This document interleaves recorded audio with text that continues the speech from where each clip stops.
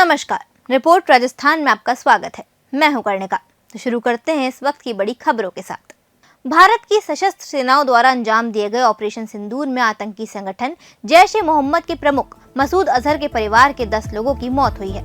Media reports के अनुसार मसूद अजहर ने बयान जारी कर इसकी जानकारी दी है। बहावलपुर में आतंकी ठिकानों पर हुए हमले में मसूद अजहर के लोगों की मौत हुई है। बहावलपुर में मसूद अजहर के परिजनों को दफनाया गया। मसूद अजहर ने बयान जारी कर बताया है कि हमले में उसके परिजनों के अलावा 4 करीबी सहयोगी भी मारे गए हैं। इस हमले में मसूद अजहर के गुट के 4 आतंकियों की मौत हुई है। भारत की ओर से पाकिस्तान के कब्जे वाले कश्मीर और पंजाब में आतंकी ठिकानों को निशाना बनाते हुए मिसाइल हमले किए गए हैं। भारत की सशस्त्र सेनाओं द्वारा अंजाम दिए गए ऑपरेशन सिंदूर में आतंकी संगठन पाकिस्तान पर एयर स्ट्राइक के बाद भारत ने 7 राज्यों के 11 एयरपोर्ट्स पर फ्लाइट ऑपरेशन बंद कर दिए हैं। श्रीनगर, जम्मू, लेह, चंडीगढ़, बीकानेर, जोधपुर, राजकोट, धर्मशाला, अमृतसर, भुज और जामनगर में उड़ानें रोकी गई हैं। ये एयरपोर्ट्स पाकिस्तान बॉर्डर से लगे हुए हैं। देश भर में इंडिगो एयरलाइंस की 160 डोमेस्टिक फ्लाइट्स कैंसिल हुई हैं। दिल्ली एयरपोर्ट पर भी अलग अलग एयरलाइंस की 20 फ्लाइट्स कैंसिल हुई हैं। जम्मू कश्मीर, पंजाब और राजस्थान के जिलों में स्कूल बंद कर दिए गए हैं। देश में कई महत्वपूर्ण संस्थाएं और संवेदनशील स्थानों की सुरक्षा बढ़ा दी गई है। बीकानेर जिले के श्री डूंगरगढ़ तहसील के भादनऊ गांव में गुरुवार रात एक मिसाइल का खोल मिलने से हड़कंप मच गया। स्थानीय लोगों का दावा है कि ये खोल ब्राहोस मिसाइल का है। देर रात तेज आवाज के साथ एक खोल गांव के एक खेत में गिरा। इससे क्षेत्र में अफरा-तफरी मच गई। बता दें कि रात को खाजूवाला क्षेत्र से एक राफेल विमान ने उड़ान भरी थी।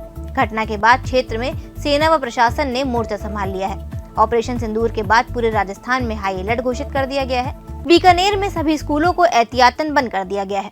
राजस्थान के पूर्व मुख्यमंत्री अशोक गहलोत ने ऑपरेशन सिंदूर को शहीदों के लिए सच्ची श्रद्धांजलि बताया है। कांग्रेस के वरिष्ठ नेता ने कहा, पहलगाम आतंकी हमले में जिन्होंने अपनों को खोया है, उसके जख्म कभी नहीं भर सकते, लेकिन ये कार्यवाही उन लोगों के लिए बड़ा मैसेज है। देखिए, पहलगाम की जो घटना हुई थी बहुत मार्मिक थी, पूरे देश को हिला के रख दिया। और उस वक्त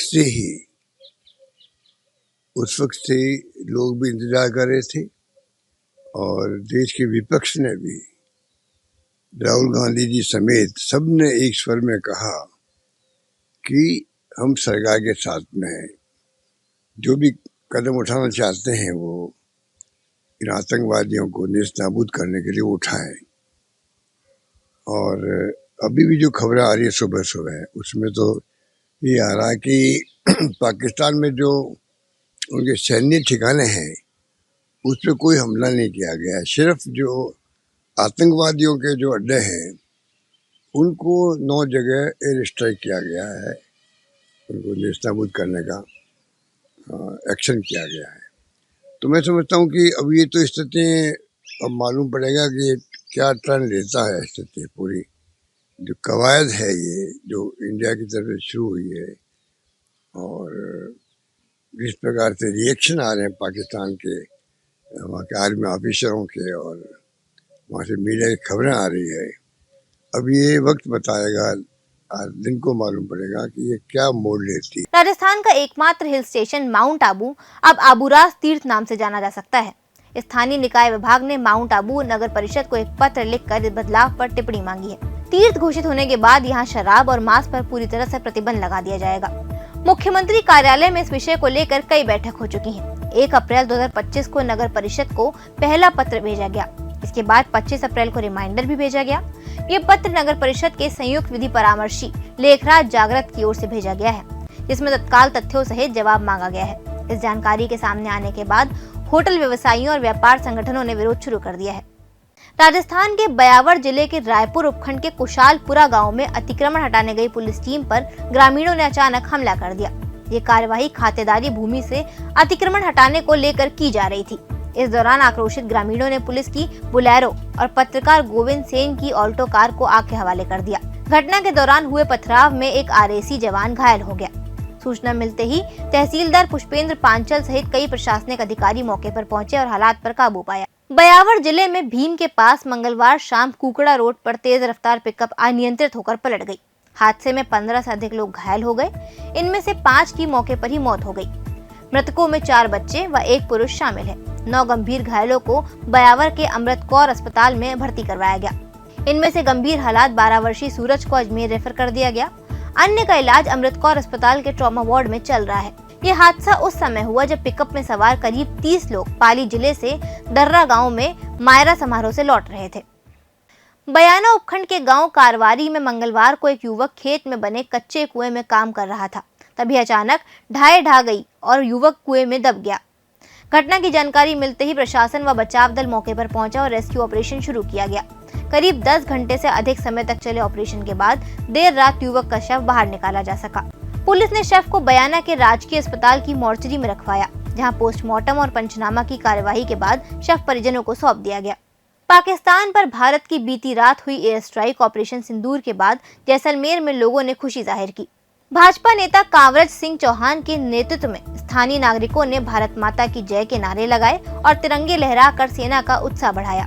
लोगों ने पहलगाम हमले का बदला लेने पर भारतीय सेना के प्रति आभार जताया और जश्न मनाया। एयर स्ट्राइक के बाद जैसलमेर में सुरक्षा व्यवस्था कड़ी कर दी गई है और हाई अलर्ट घोषित कर दिया गया है। एहतियात के तौर पर जिले के सभी स्कूलों में आज छुट्टी की घोषणा की गई है। पूरे देश की तरह चित्तौड़गढ़ जिले में भी बुधवार शाम को मॉक ड्रिल आयोजित की जाएगी। गृह मंत्रालय के निर्देशानुसार रावत भाटा सहित जिले के अन्य क्षेत्रों में यह अभ्यास किया जाएगा। मॉक ड्रिल के दौरान ब्लैकआउट और सुरक्षा व्यवस्था के मद्देनजर जिला प्रशासन सतर्क हो सकता है। जिला कलेक्टर आलोक रंजन और पुलिस अधीक्षक सुधीर जोशी की मौजूदगी में मंगलवार सुबह से ही लगातार बैठकें आयोजित की जा रही हैं। बैठकों में सभी अधिकारियों को सख्त निर्देश दिए गए हैं कि गृह मंत्रालय से प्राप्त दिशा निर्देशों की पूरी तरह पालना हो। एम्बुलेंस हमारे पास जो भी है, हमारा कंट्रोल रूम है, उसके अलावा हमने जितने भी कंट्रोल रूम के नंबर हैं उनको वापस से चेक करवाया है ताकि वो फंक्शनल हो। फायर और उसके रिगार्डिंग में जितने भी हमारे फायर के व्हीकल्स हैं, हमारी जितनी एम्बुलेंस हैं, ना केवल हमारी बल्कि हमने अभी यहाँ पर इंडस्ट्रीज़ को भी बुलाया था जिनके पास भी जो एम्बुलेंस है।